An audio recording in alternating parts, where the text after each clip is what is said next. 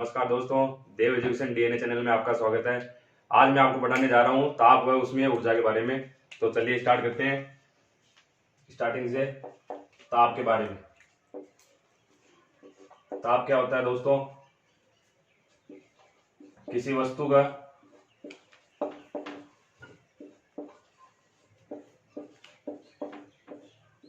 ठंड व गर्माहट का एहसास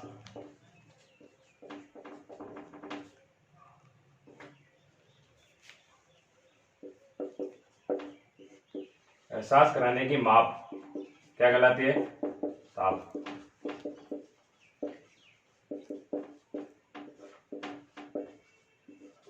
यानी कि वस्तु को छूकर अपन हमें जो भी फील होता है, चाहे ठंड महसूस हो या गर्माहट महसूस हो, वो क्या है? ताप। ताप क्या है?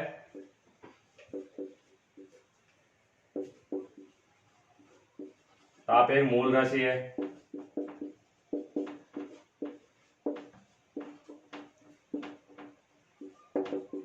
असाई मात्रा क्या होगा इसका? केल्विन। तो ताप एक अदिश राशि भी है।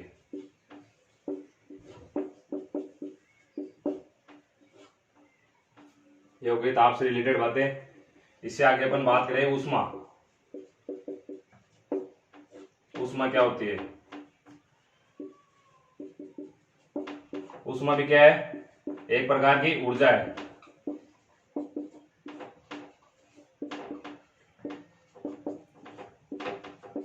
जो दो वस्तुओं के बीच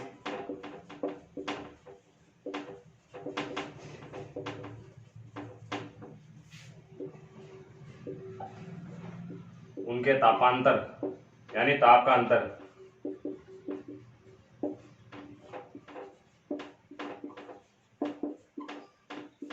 तापांतर के कारण एक वस्तु से दूसरी वस्तु में स्थानांतरित हो।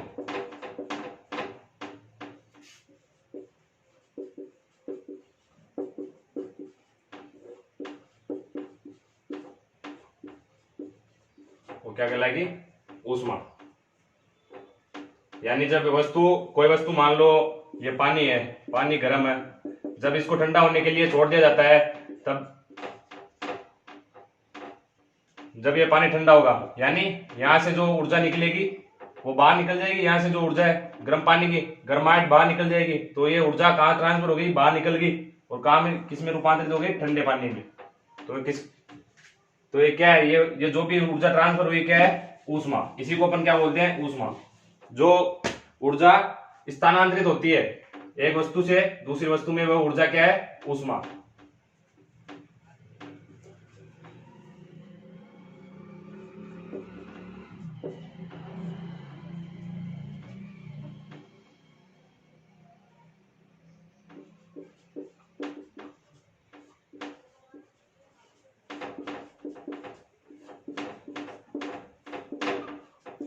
जो ऊष्मा होती है वह उच्च ताप से निम्न ताप की ओर संवहित होती है।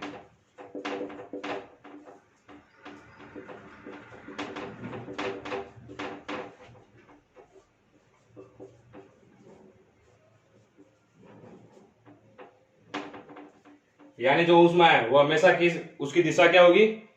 उच्च ताप से निम्न ताप की ओर। और जब किसी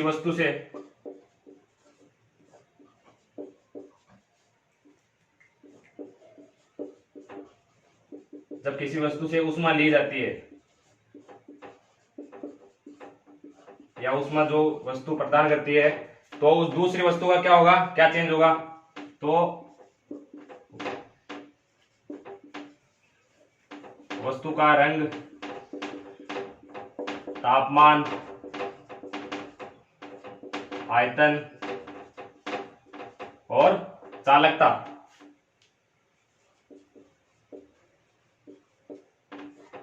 क्या हो जाएगी? परिवर्तित हो जाएगी।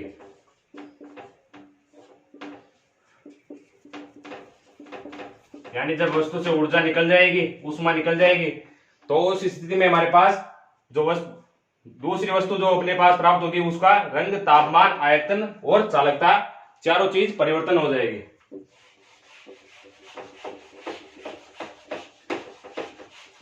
अब इससे आगे अपन बात करते हैं ताप के पैमानों के बारे में। 5 पैमाने हैं। तो चलिए पहले इसी के अंदर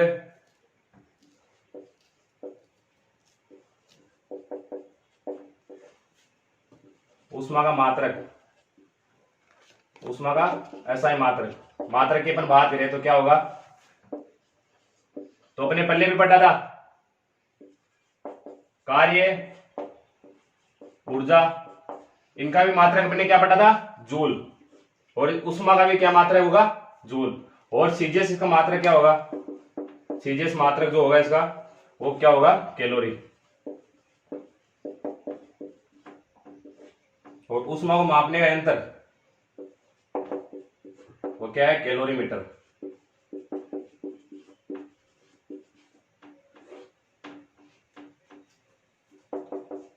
अब अपन देखेंगे ताप के पैमाने, तापमान को मापने के पैमाने कितने होते हैं। पहला अपन बात करेंगे सेंटीग्रेड, दूसरा फ़ारेनहाइट,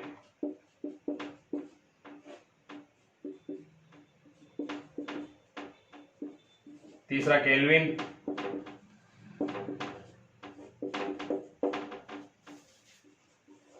चौथा है रीमर,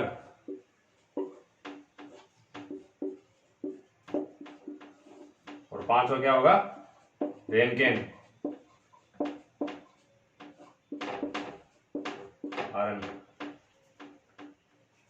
अब तापमान के पैमाने के अंदर अपन पढ़ते हैं इससे आगे अपन बात करें, इन पांचों में अपना अपना रिलेशन होता है, वो देखते हैं।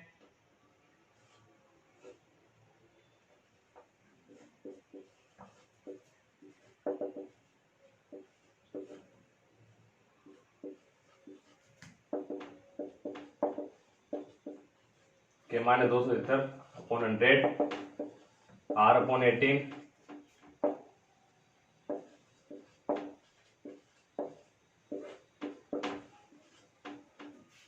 तो ये हो गया अपने पास इन पांचों में आपस में संबंध, क्या रिलेशन है इनके बीच में। तो ये रिलेशन है इन पांचों के बीच में आपस में, और ये वैल्यू हमारे पास कहां से आई, ये जो इसके बराबर है वो क्यों है बराबर, तो चलिए देखते हैं। तो सभी का अपना अपना हिमांक और क्वथनांक बिंदु होता है। सेंटीग्रेड, फ़ारेनहाइट, केल्विन, रीमर, और लास्ट में क्या है, रेनकेन।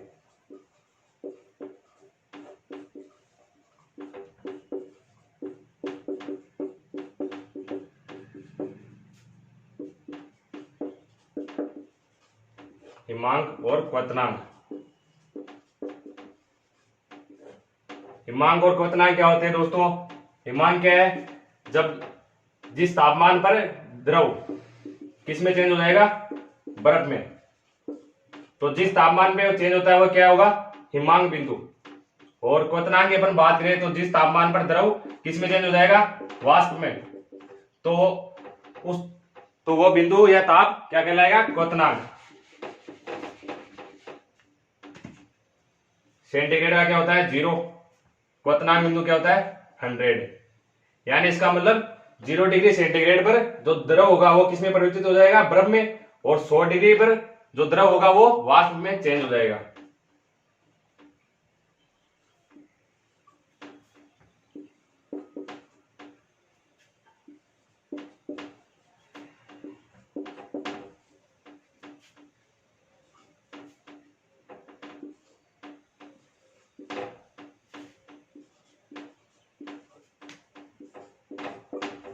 तो ये इनके अलग अलग क्वथनांक और हिमांक बिंदु हो गए।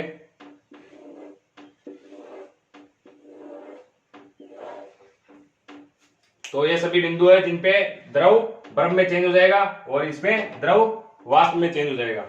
तो फटाफट से स्क्रीनशॉट ले लीजिए आप इसका। तो आगे अपन बात करें,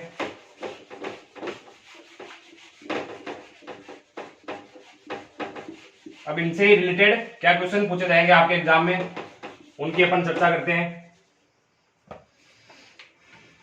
जैसे एग्जाम्पल के लिए अपन को दिया जाए कि 0 डिग्री सेंटीग्रेड को फ़ारेनहाइट में चेंज करना है, यानी 0 डिग्री सेंटीग्रेड जो ताप है उसका उस पैमाने का मान फ़ारेनहाइट में क्या होगा। तो अपन लिखते हैं कि पहले तो देखते हैं अपन इसमें रिलेशन क्या है, सेंटीग्रेड और फ़ारेनहाइट में रिलेशन क्या है। तो क्या है, ये रिलेशन है हमारे पास, तो वो लिख लेते हैं C/100 बराबर अब -32/180। तो सेंटीग्रेड का अपने पास क्या तापमान है 0 डिग्री, तो 0 रख देते हैं, 100, तो ये तो हो गया 0, पूरा 0 हो गया, ये 0 हो गया। और इसको भी इस तरफ लाएंगे तो ये भी क्या हो जाएगा 0। तो यहां से मान अपने पास क्या निकल के आया, F बराबर 32 डिग्री फ़ारेनहाइट। तो 0 डिग्री सेंटीग्रेड की वैल्यू फ़ारेनहाइट में क्या होगी 32 डिग्री फ़ारेनहाइट। इसी तरह एक एग्जांपल की बात और करें,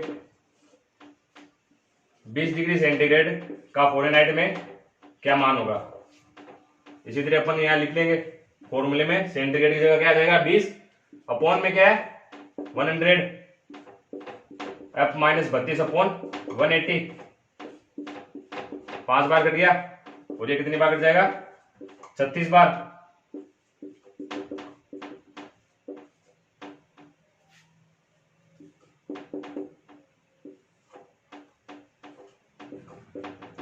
क्या माना है अपने पास 68 डिग्री फ़ारेनहाइट।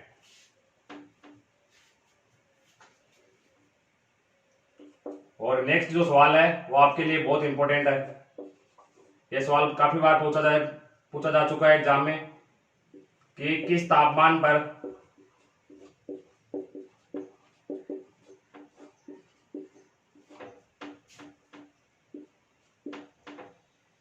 सेंटीग्रेड और फ़ारेनहाइट के पैमाने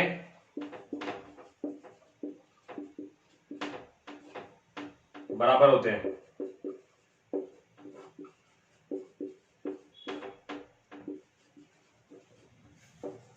तो किस पे होंगे, चलिए देखते हैं। तो अपन को बराबर करना है, यानी जो भी वैल्यू आएगा डिग्री सेंटीग्रेड और फ़ारेनहाइट में वो बराबर होगा। तो मान लिया अपन ने दोनों की वैल्यू है x x, दोनों की वैल्यू बराबर है। तो फॉर्मूले से अपन देखते हैं, फॉर्मूला क्या है C/100, C की जगह सेंटीग्रेड की जगह x और यहाँ भी फ़ारेनहाइट की जगह x, F -32/100। पहले यहां से कट कर लेंगे।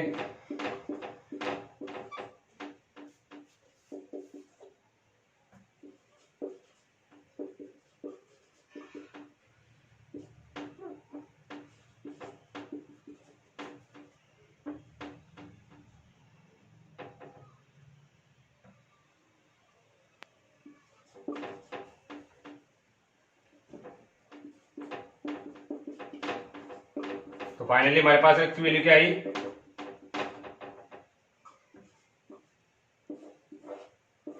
-40 डिग्री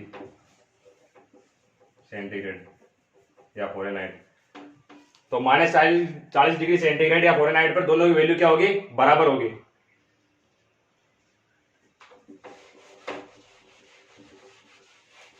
इसी तरह और किसी का पूछ ले रिमर या रैंकिन में संबंध, तो अपन को क्या करना है, जो मान हमें दिया गया क्वेश्चन में वो रखना डायरेक्ट और चेंज हो जाएगा सब कुछ।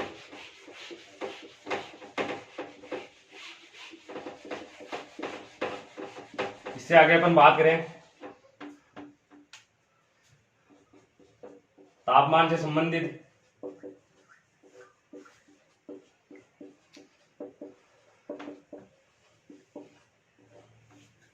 कुछ महत्वपूर्ण तथ्य है या महत्वपूर्ण बिंदु जिनकी अपन चर्चा करेंगे।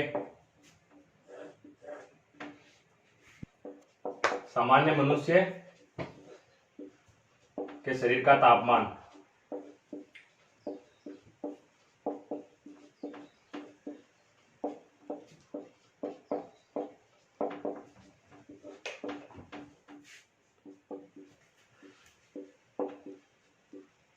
तो सेंटीग्रेड में क्या होगा, 36.9 डिग्री सेंटीग्रेड, और कहीं कहीं आपको 36 डिग्री सेंटीग्रेड भी मिल सकता है। फ़ारेनहाइट पैमाने में क्या होगा, 98.6 फ़ारेनहाइट, और केल्विन में 309.9 केल्विन।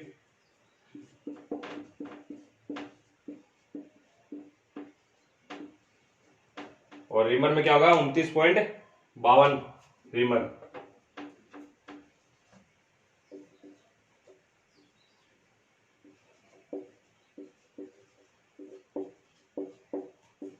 तो अपन बात करें प्रकृति में सर्वाधिक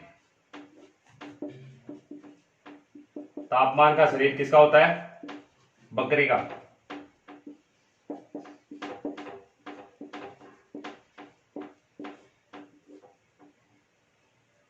कितना होता है, 39.9 डिग्री सेंटीग्रेड होता है।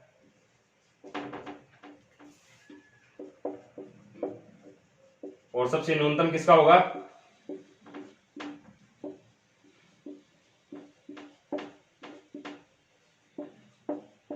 सबसे न्यूनतम चींटी का, वो कितना होता है, 22.2 डिग्री सेंटीग्रेड होता है।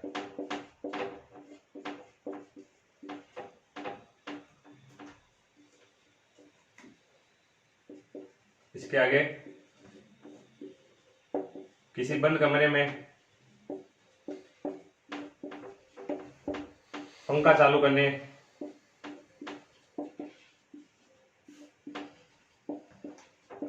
या फिर फ्रीज जो होता है, फ्रीज का दरवाजा खुला छोड़ देने पर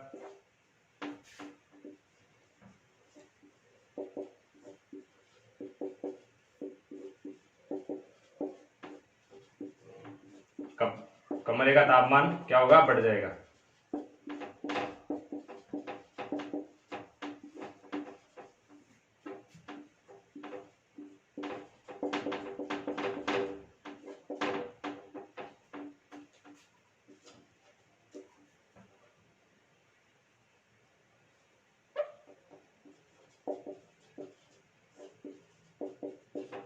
अब अपन बात करें मानव शरीर के तापमान को मापने के लिए किसका यूज किया जाता है,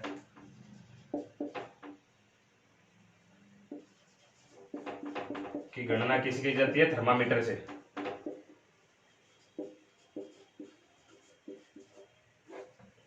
और अति उच्च ताप यानी उच्च तापमान को मापने के लिए कौन सा यंत्र होता है, पायरोमीटर।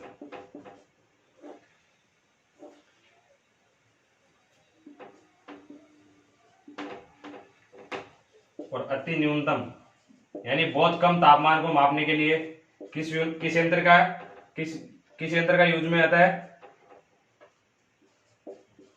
Alcohol thermometer.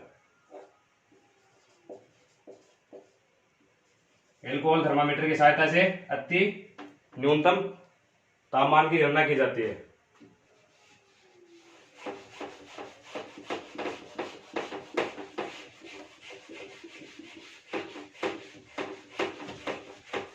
इनसे आगे कुछ और पॉइंट है, उनकी चर्चा करते हैं।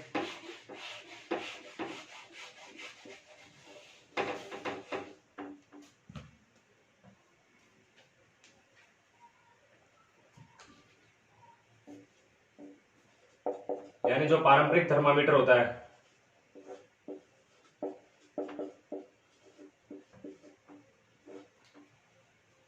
उसमें मरकरी का यूज किया जाता है।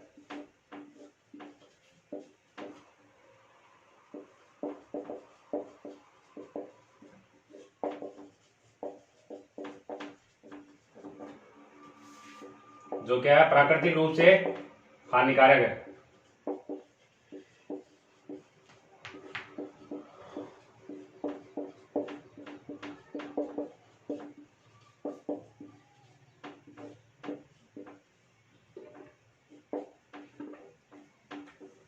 इसी तरह नैदानिक थर्मामीटर मानव शरीर के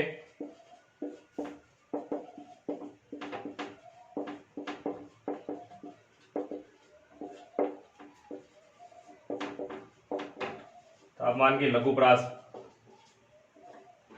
मतलब कम रेंज का तापमान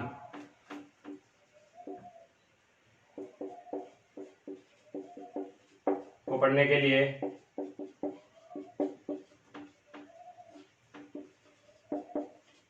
काम में आता है।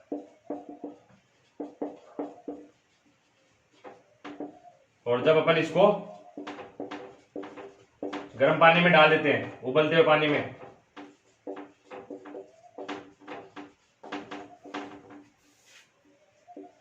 तो ये क्या होगा, फट जाएगा।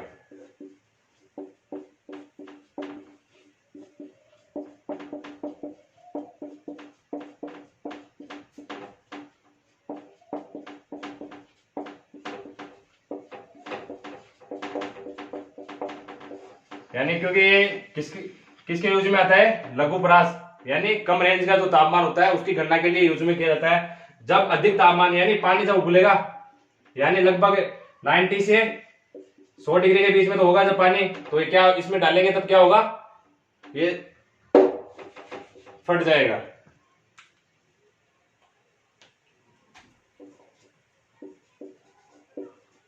एक पॉइंट और इसका, सूर्य की बाहरी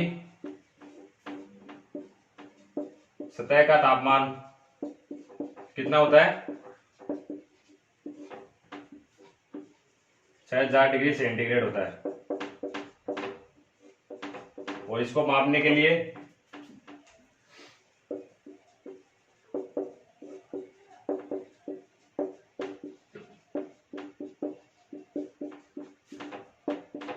हीलियो पायरोमीटर,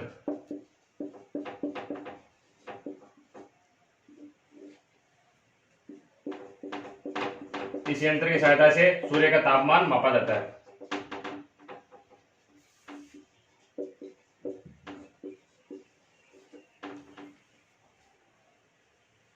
तो ये होगी दोस्तों तापमान से रिलेटेड कुछ तथ्य, महत्वपूर्ण बिंदु।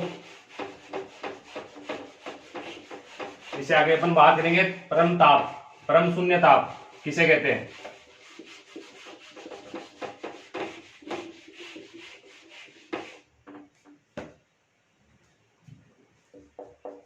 नेक्स्ट पॉइंट अपना परम शून्य ताप।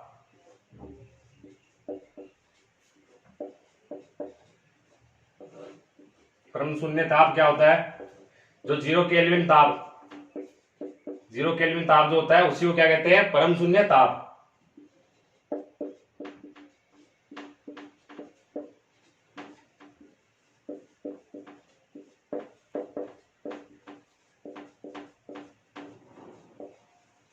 और इसकी वैल्यू क्या होगी, 0 केल्विन बराबर -273.15 डिग्री सेंटीग्रेड। ये परम शून्य ताप की वैल्यू होती है, मान होता है। ये पॉइंट आप ध्यान रखना, 0 केल्विन ताप को क्या कहा जाता है, परम शून्य ताप। और 0 केल्विन का मान किसके बराबर होता है, -273.15 डिग्री सेंटीग्रेड। नेक्स्ट पॉइंट अपना रहेगा विशिष्ट ऊष्माधारिता।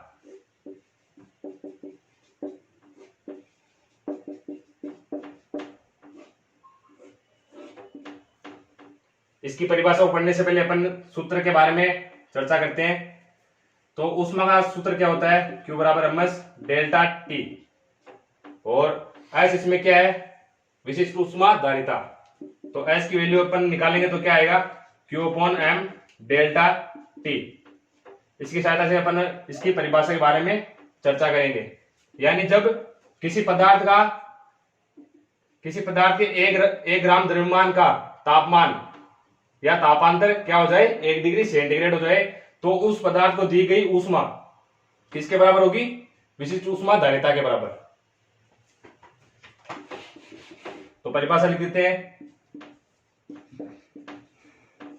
किसी पदार्थ के 1 ग्राम या 1 इकाई द्रव्यमान का तापांतर 1 डिग्री सेंटीग्रेड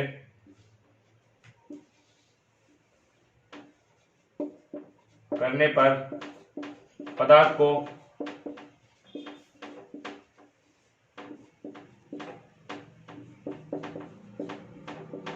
दी गई ऊष्मा क्या कहलाएगी?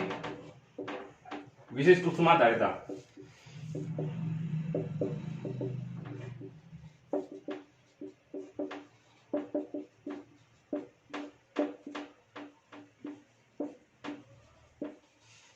कहलाती है। फॉर्मूला आपने देख लिया था, Q बराबर एमएस डेल्टा टी। इससे अपन क्या प्राप्त करेंगे? S की वैल्यू, विशिष्ट ऊष्मा धारिता की value Q upon M delta T. ये फॉर्मूला आ गया विशिष्ट ऊष्मा धारिता का। इससे अपन क्या निकालेंगे? मात्रक निकालेंगे इसका। तो अपन को पता है ऊष्मा का मात्रक क्या होता है? जूल। द्रव्यमान का किलोग्राम और तापमान का डिग्री सेंटीग्रेड। या इसी को क्या लिख सकते हैं अपन?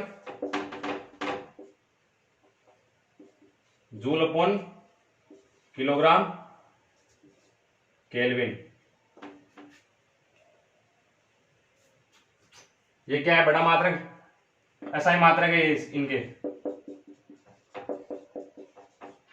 इसी का सीजीएस मात्रक देखिए अपन। सीजीएस मात्रक क्या होगा इसका? तो जूल का क्या होता है दोस्तों? कैलोरी। अभी अपने पढ़ा था कैलोरी। किलोग्राम का ग्राम। और तापमान को अपन एज इट इज रखेंगे। तो ये हो गई विशिष्ट ऊष्मा धारिता के बारे में। इसी के अंदर अपन बात करेंगे जल और बर्फ की विशिष्ट ऊष्मा धारिता का मान कितना होता है।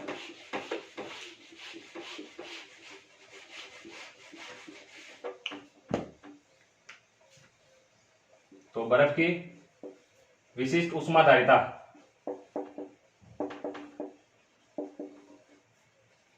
का मान कितना होगा?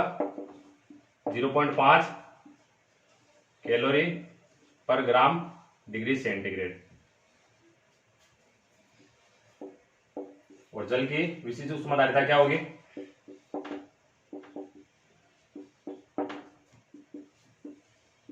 1 कैलोरी पर ग्राम डिग्री सेंटीग्रेड। और बड़े मात्रक में अपन बात करेंगे तो इसकी वैल्यू क्या आएगी?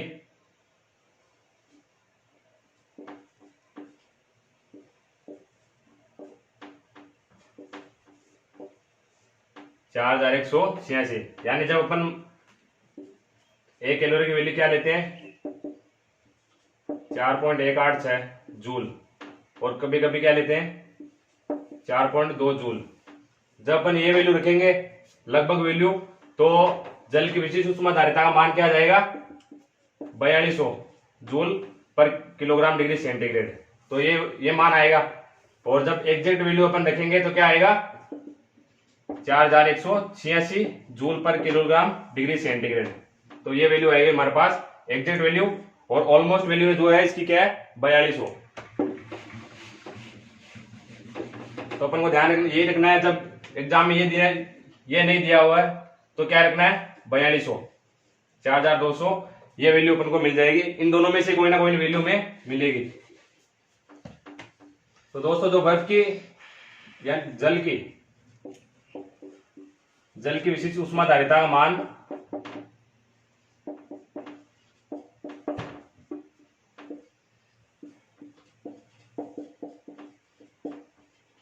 सर्वाधिक होती है। जल की विशिष्ट ऊष्मा धारिता सर्वाधिक होती है, जिसकी वजह से जल तुरंत गर्म या ठंडा हो जाता है।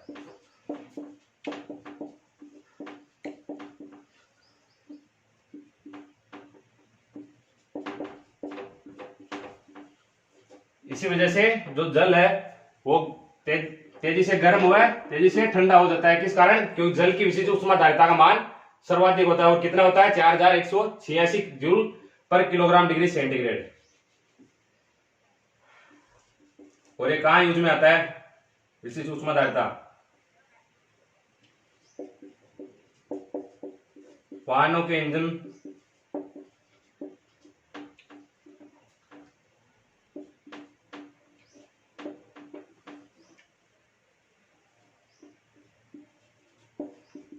वाहनों के इंजनों में शीतलक के रूप में।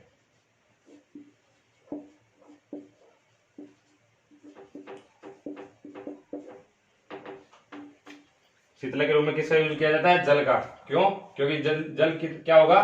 तुरंत गर्म और ठंडा हो जाएगा। इस वजह से जो वाहनों में जब इंजन गर्म हो जाता है तो किसका यूज किया जाता है? पानी का।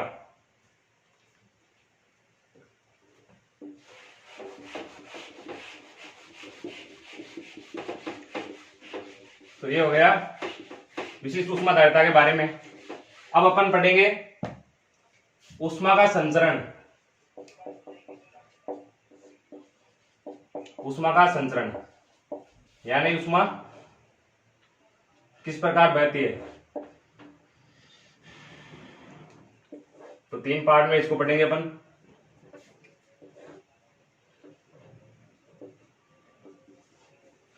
पहला क्या होगा?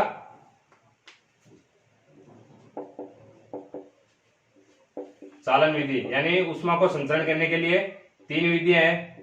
पहली चालन विधि, दूसरी संवहन विधि,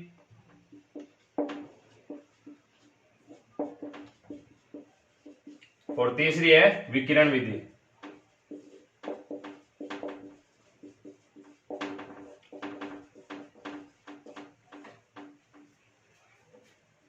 तो जो चालन विधि है उसमें किसका संचरण होगा?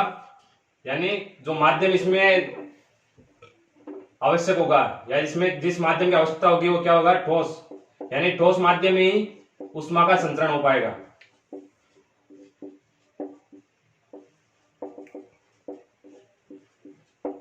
यानी चालन विधि में केवल ठोस माध्यम में ही ऊष्मा का संचरण होगा, और संवहन विधि में क्या होगा? द्रव और गैस में, द्रव और गैसों में संवहन विधि लागू होगी, और विकिरण विधि में कोई भी माध्यम यूज नहीं होगा, यानी बिना माध्यम के ऊष्मा का संचरण होगा।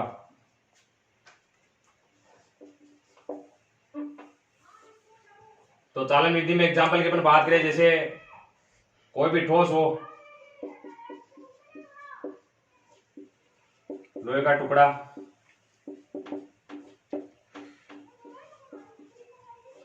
तार,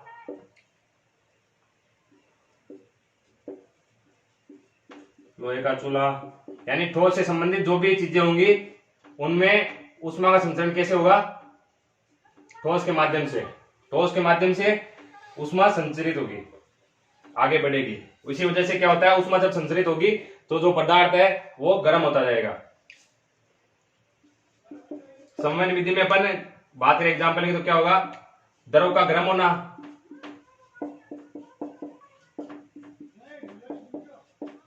लू चलना,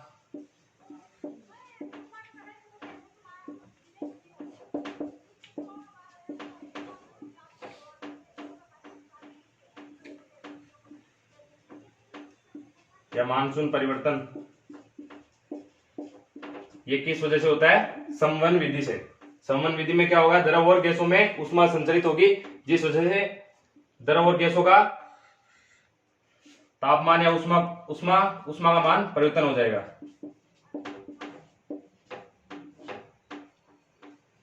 और विकिरण विधि के अंदर बात करें, जब इसमें कोई भी माध्यम यूज नहीं होगा तो कैसे होगा?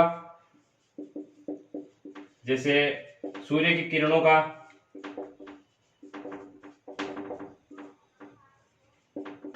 पृथ्वी की सतह तक पहुंचना।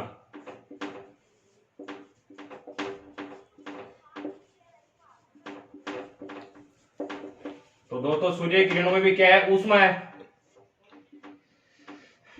तो जो किरणें पड़ती है जब किसी वस्तु पे, तो वस्तु को गर्म कर देती है। तो गर्म किस वजह से होता है?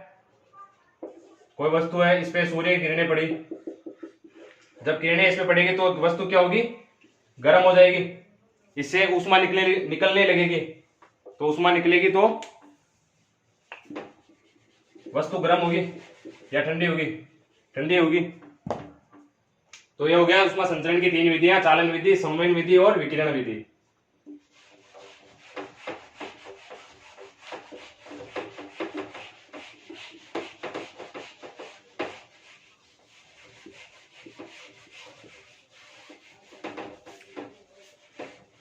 अब इसके कुछ तथ्य हैं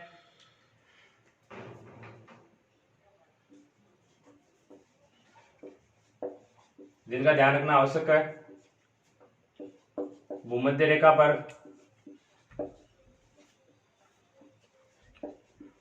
रहने वाले व्यक्तियों को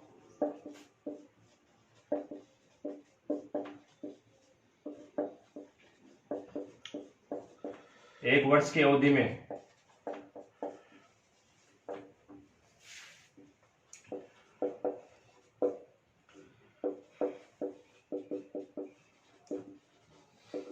सर्वाधिक ऊष्मा का अनुभव होता है।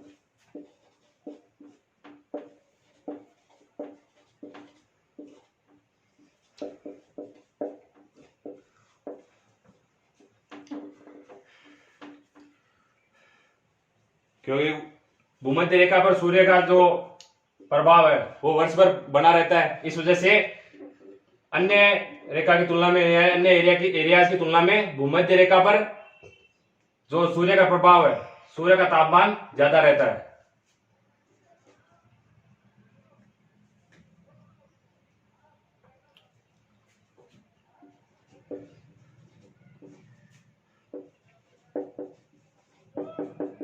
इससे आगे अपन बात करें मेघ आच्छादित, यानी जब मेघ बादल घिरे रहते हैं तब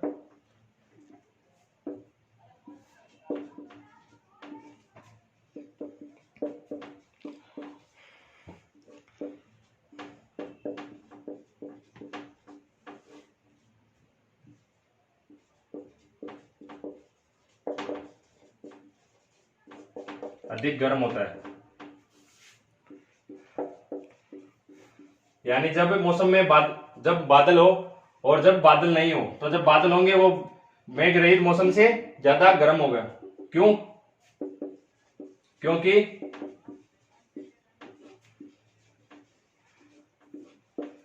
पृथ्वी से जो विकिरणें निकलेंगी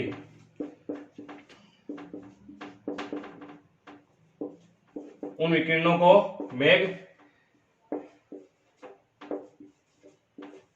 पलायन करने नहीं देगा।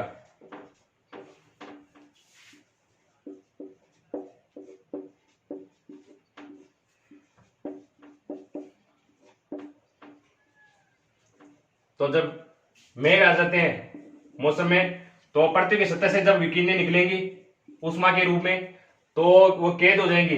जो बादल है उसको वो उन विकिरणों को आगे नहीं जाने देगा, यहां से आगे नहीं जाने देगा। जो बादल है अपने पास रोक लेगा, जो किसकी तरह काम करता है, बंद कमरे की तरह।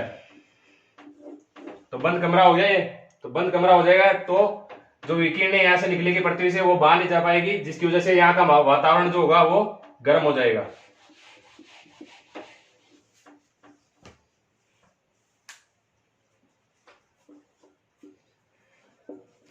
इससे आगे जब सुबह का सूर्य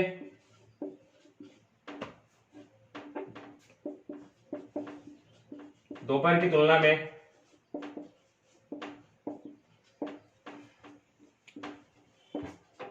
कम ऊष्मा प्रदान करता है।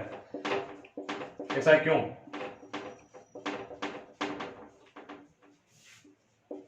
क्योंकि सुबह के समय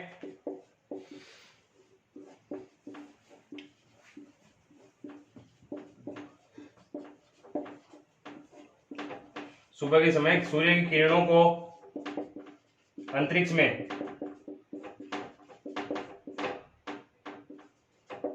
अधिक दूरी तय करनी पड़ती है।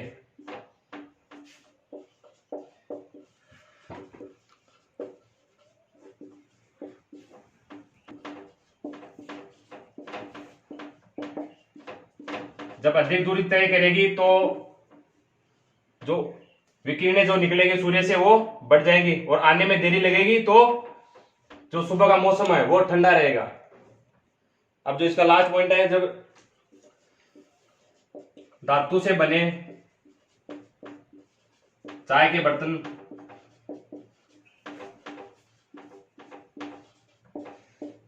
चाय के बर्तनों में लकड़ी के हैंडल लगे होते हैं।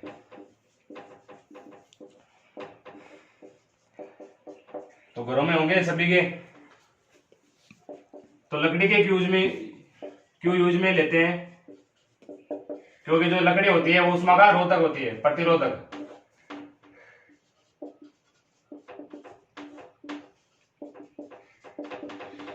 उष्मारोधक पदार्थ है। इस वजह से लकड़ी जब गर्म होगी तो उष्मा का संचरण उसमें नहीं हो पाएगा। क्यों? क्योंकि लकड़ी क्या है? उष्मा रोधक, यानी उष्मा को वहन होने से रोकती है। इस वजह से लकड़ी का जो टुकड़ा है या जो हैंडल है वो ज्यादा गर्म नहीं हो पाएगा। इससे जो अपने हाथ है वो नहीं जलती। अपनी क्लास खत्म होती है। तो वीडियो ज्यादा से ज्यादा लाइक कीजिए, कमेंट कीजिए और शेयर कीजिए। धन्यवाद।